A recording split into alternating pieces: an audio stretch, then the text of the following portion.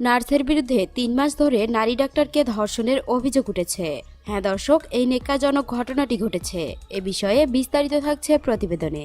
মহিলা চিকিৎসককে ৩ মাস ধরে লাগাতার ধর্ষণ ও তার নগ্ন ছবি সোশ্যাল মিডিয়ায় শেয়ার করার অভিযোগে ২৪ বছর বয়সী এক পুরুষ নার্সকে গ্রেপ্তার করা হয়েছে। অভিযুক্তের নাম নিশাম বাবু। বৃহস্পতিবার অভিযুক্ত নার্সকে গ্রেপ্তার করা হয়। পুলিশ অভিযুক্তকে জিজ্ঞাসাবাদ করছে।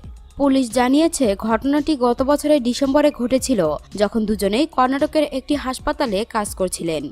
পুলিশের মতে, কোয়েম্বাটুরের একটি হাসপাতালে একটি নতুন চাকরি দেওয়ার আশ্বাস দিয়ে ত্রিশূর জেলার বাসিন্দা নিশাম বাবু ২৮ বছর বয়সী ডাক্তারকে ধর্ষণ করছিলেন। সেই নারী ডাক্তারকে সেখানে একটি হোটেলে ধর্ষণ করা হয় এবং ফাঁদে ফেলে তার নগ্ন ছবি তুলে নেয় নিশাম। এরপর থেকে চিকিৎসককে বারবার কুপ্রস্তাব দিতে থাকে নিশাম। তার প্রস্তাবে রাজি না হলেই চিকিৎসকের আপত্তিকর ছবি সোশ্যাল মিডিয়ায় ছড়িয়ে দেওয়ার হুমকি দেয়। পরবর্তীতে নারী চিকিৎসক সেই পুরুষ নার্সের মোবাইল নম্বর ব্লক করে দেন। এরপরই অভিযুক্ত নির্যাতিতার নগ্ন ছবি সোশ্যাল মিডিয়ায় শেয়ার করে। পুলিশ জানিয়েছে, বাবুর বিরুদ্ধে মামলা করা হয়েছে। দর্শক, এখনকার মতো এখানেই শেষ। পরবর্তী আপডেট নিউজ পেতে আমাদের এই চ্যানেলটিকে সাবস্ক্রাইব করে রাখুন। ধন্যবাদ।